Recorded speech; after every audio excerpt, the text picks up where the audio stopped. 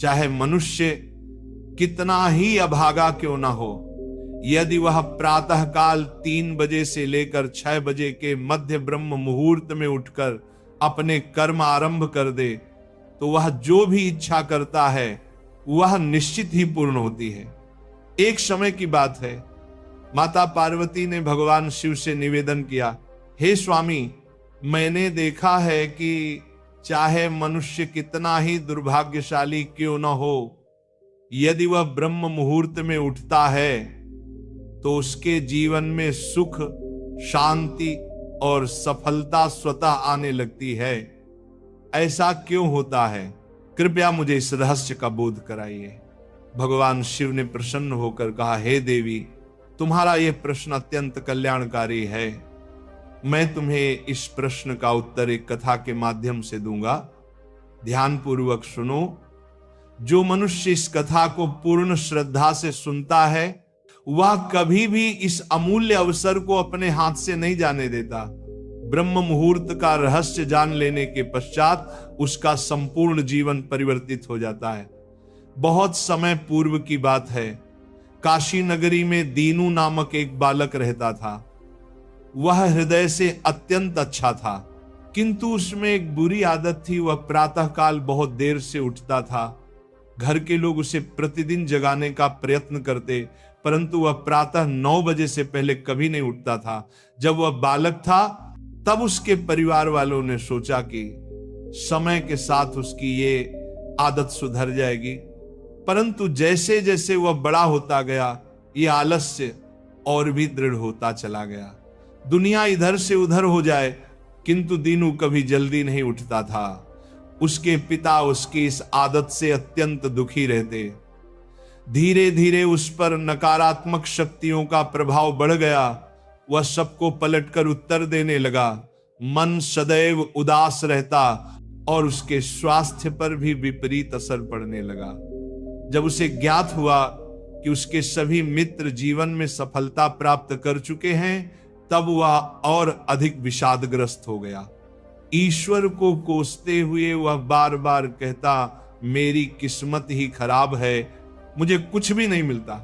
परंतु उसके पिता यह भली भांति जानते थे कि उसकी असफलता का वास्तविक कारण उसका आलस्य और देर तक सोना है। एक दिन उसके पिता को एक महान सन्यासी के विषय में जानकारी मिली।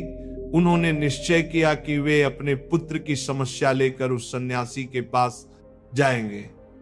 वे उस सन्यासी से मिले, सब बात बताई। सन्यासी ने कहा, कल अपने पुत्र को मेरे आश्रम में ले आइए, मैं उसे एक उपाय बताऊंगा। पिता घर लौटे। उन्हें ज्ञात था कि यदि वे सीधे कहेंगे तो पुत्र तैयार नहीं होगा, अतः उन्होंने प्रेम पूर्वक कहा, बेटा, तेरे सभी मित्र सफलता प्राप्त कर चुके हैं, क्या तू सफल नहीं होना चाहता? लड़के ने उत्तर दिया, चाहता तो हूं पिताजी, पर जब भी उनसे रहस्य पूछता हूं वे कुछ नहीं बताते।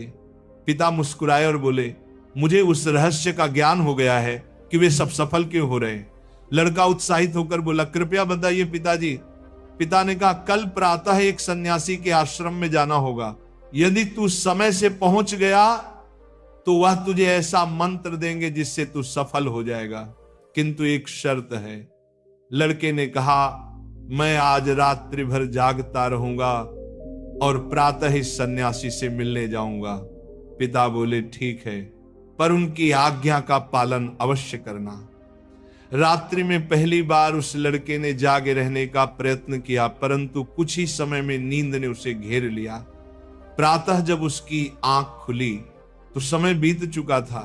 सन्यासी से मिलने का अवसर निकल गया था।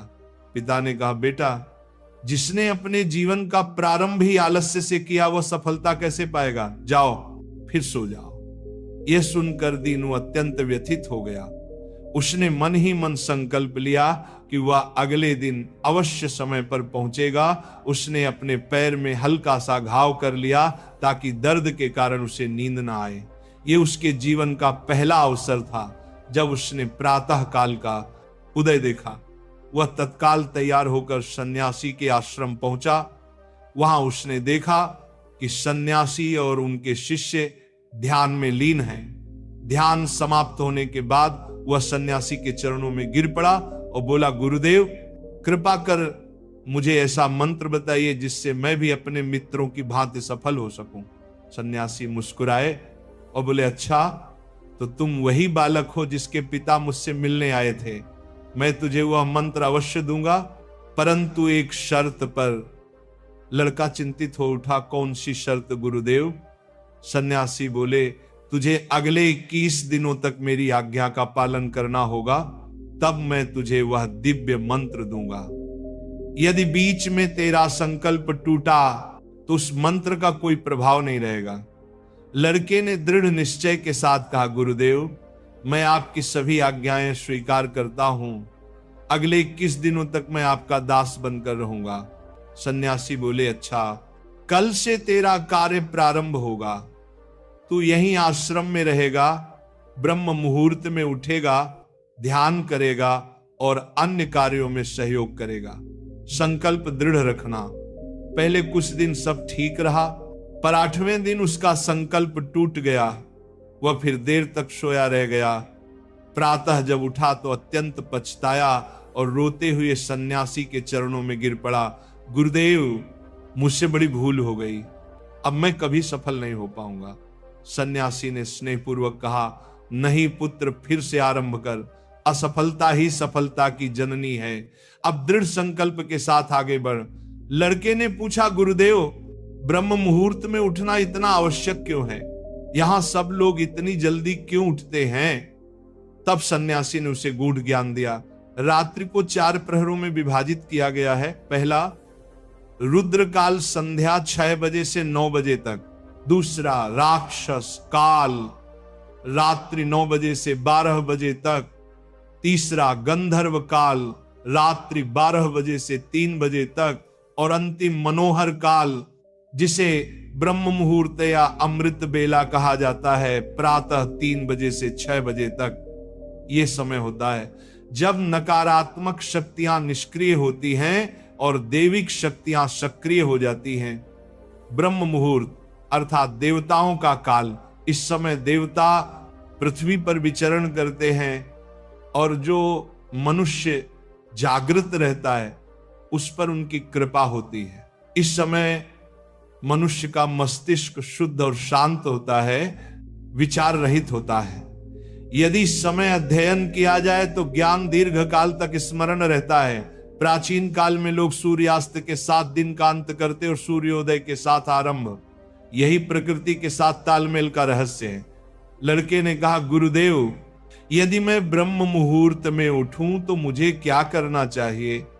सन्यासी बोले, प्रातः उठते ही सबसे पहले धरती माता को प्रणाम करो, फिर अपनी दोनों हथेलियों को देखो और ईश्वर को धन्यवाद दो कि उन्होंने तुम्हें एक और शुभ प्रभात देखने का अवसर दिया।